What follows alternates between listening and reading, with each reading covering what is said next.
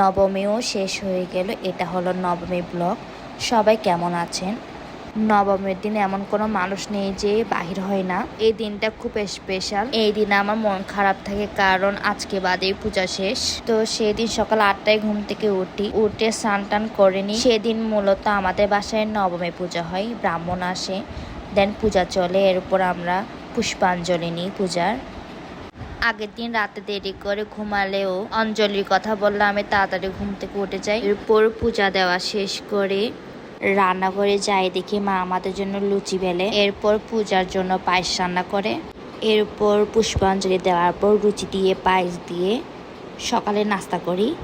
এরপর খাওয়া দাওয়া শেষ করে কিছুক্ষণ রেস্ট নিলাম, একটু শুইলাম। তারপর দুপুরে লাঞ্চের জন্য যখন সময় হয়েছে তখন লাঞ্চের জন্য গেলাম। লাঞ্চে ছিল পূজার প্রসাদ, আলু ভাজি, বেগুন ভাজি, বিভিন্ন ভাজা পড়া, কচু শাক, ডাল, এগুলা। এরপর দুপুরে খাওয়া শেষ করে বেরিয়ে পড়ি রেডি হয়ে বান্ধবীর বাসায়, কারণ সেদিন আমার একটা বান্ধবীর বার্থডে ছিল। তো তাদের বাসায় যাই কেক নিয়ে।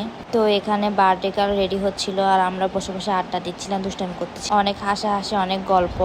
আমরা সবাই অনেক দিন পরে একসাথে হয়, যার কারণে হাসাহাসি ঠাট্টা এসব লেগেই থাকে। সবাই একসাথে হলে মনে হয় যেন আমাদের গল্প শেষই হবে না। তো গল্প গুজব শেষ করার পর বার্থডে গার্ল বার্থডে কেক কাটতে যায়, সাথে আমাদেরকে অনেক নাস্তা সার্ভ করে। খাবারগুলো অনেক মজা ছিল আসলে। এখানে আমাদেরকে দেওয়া হয় বিরিয়ানি, সমুচা, পিঠা আর নুডলস। এরপর আমরা বার্থডে গান গাইতে গাইতে সবাই আমরা বার্থডে কেকটা কাটি। ওই দিন হাসি মজা ঠাড্ডা দুষ্টামি সবকিছুর মাধ্যমে ওর বার্থডে কেকটা কাটলাম। সে কেক কাটলো কিন্তু মোমবাতিতে ফু দিতে ভুলে গিয়েছে। এরপর আমরা খাওয়া দাওয়া শুরু করলাম। এরপর সে আমাদেরকে এক এক করে কেক খাওয়াই দেয় সবাইকে। খাওয়া দাওয়া শেষ করে সবাই চলে যায় বিডিআর মাঠে।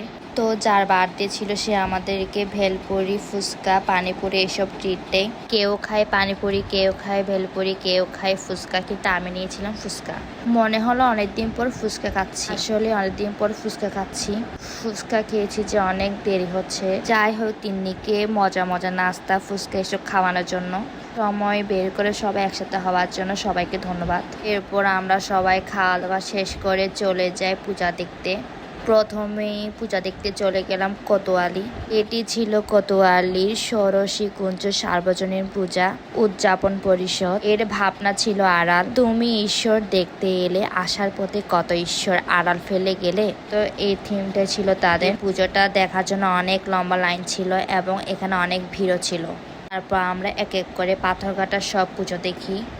আর নবমীতে ছিল অনেক ভিড়। এরপর আমরা চলে যাই কলাবাগিচা পাথরঘাটা। এটা হলো কলাবাগিচা পাথরঘাটার প্রতিমা। আচ্ছা, আপনারা প্রার্থনায় মা দুর্গার কাছে কি কি চেয়েছেন? আমি চেয়েছি যাতে পরের বছর তাড়াতাড়ি আসে আর পৃথিবীতে যাতে শান্তির বিরাজ হয়। এরপর এখানে লাইটিং অনেক ভালো ছিল এবং প্রতিমাটা এত সুন্দর হয়েছে কি বলবো। এখানে অনেক পিক আর ভিডিওস নিই। এটা দেখার পর চলে যায় 1 নম্বর গলির নয়াপাড়া পাথরঘাটা। এরপর চলে যায় প্রথম নয়াপাড়া পাথরঘাটা। এখানে এত ভিড় যে জাস্ট ওই প্রতিমা একটু করে ক্লিক নিতে পেরেছি। এরপর চলে যায় পাথরঘাটা আরেকটা প্রতিমা দেখতে। এটাও হচ্ছে পাথরঘাটার মধ্যে নয়াপাড়ার দিকে। এটাও ভীষণ সুন্দর হয়েছে। এরপর এটার বাহিরে আমি পিকনিক ভিডিও নিই, আমার ফ্রেন্ডরা অনেক পিকনিক ভিডিও নেই। আর এইসব জায়গাগুলোতে অনেক বেশি ভিড় ছিল। তারপর চলে যায় আরেকটা পুজো মণ্ডপে। মণ্ডপ সবগুলো প্রায় পাশাপাশি। এরপর এখানে আমি অনেক পিকস নিই, ভিডিও নিই আর মাকে একটু প্রণাম জানাই। আর হ্যাঁ, কোনো সুন্দর জায়গা, সুন্দর লাইটিং দেখলে হলো এখানে সবাই ছবি তোলার জন্য ভিড় জমায়। আমিও তুলি, আমার ফ্রেন্ডরা তুলে, সবাই সিরিয়াল অনুসারে লাইন ধরে। আর হ্যাঁ, নবমীর সময় প্ল্যান থাকে ওই দিন বাসা সবাই দেরিতে ফিরবে, কারণ এটাই হচ্ছে শেষ পূজা, শেষ দিন। যত দেরিতে বাসায় যাওয়া যায় ততই ভালো। আর এই দিন রাস্তায় সারা রাত ভিড় থাকে। আর হ্যাঁ, যেহেতু আমরা সন্ধ্যার পর করে বাহির হয়েছি, তো ঠিক করে নিয়েছিলাম 10টা বা 11টার আগে বাসায় ঢুকবো না, কারণ বাসায় ঢুকলেই পূজা শেষ। এরপর সব পূজা শেষ করে প্রায় 11টা বেজে যায়, তখন হয়ে যায় ডিনারের টাইম। প্রত্যেকটা জায়গায় এত ভিড় যে কোথায় খাবো, যে কোথায় বসবো কোনো জায়গা নেই। তারপর আমরা পাথরঘাটা শেষ করে জামালখানের দিকে আবার গেলাম। এরপর সবাই মিলে কাচ্চি ডাইনে ডিনার করতে গেলাম।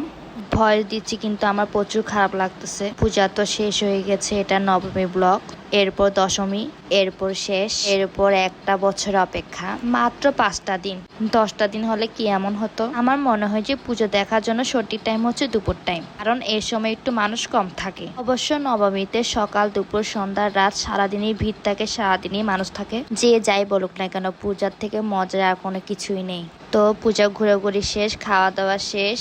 আমার নবমী ব্লগে এটুকুই। সবাই ভালো থাকবেন, সুস্থ থাকবেন, টাটা।